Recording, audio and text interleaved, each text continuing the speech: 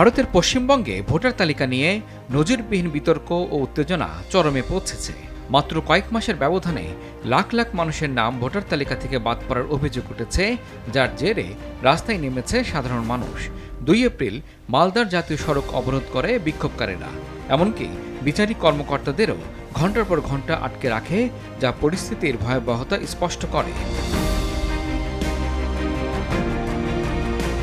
এই সংকটের কেন্দ্রবিন্দুতে রয়েছে স্পেশাল ইন্টেন্সিভ রিভিশন নামের একটি প্রক্রিয়া, যা পরিচালনা করছে খোদ ভারতের নির্বাচন কমিশন।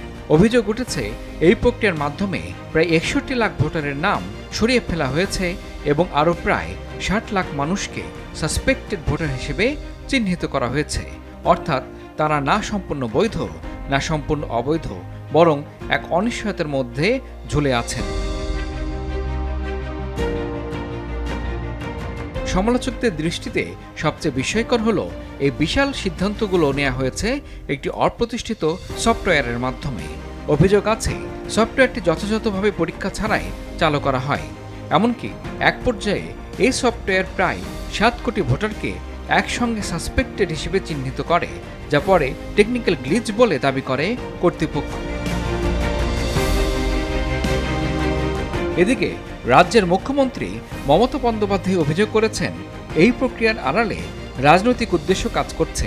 তার দাবি, একদিকে প্রকৃত ভোটারদের নাম বাদ দেওয়া হচ্ছে, অন্যদিকে অন্য রাজ্যের মানুষদের ভোটার তালিকায় অন্তর্ভুক্ত করা হচ্ছে।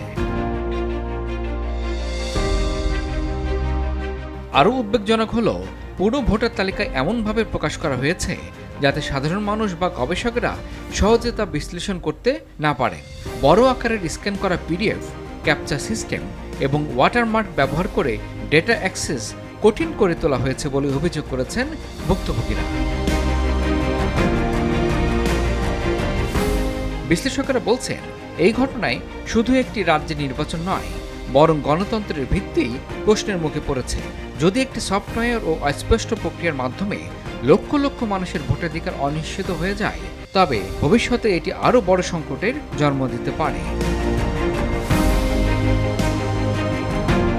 তবে একটাই প্রশ্ন ঘুরছে সবার মনে, এটা কি কেবলই প্রযুক্তিগত ভুল, নাকি এর পিছনে রয়েছে আরও বড় কোনো পরিকল্পনা?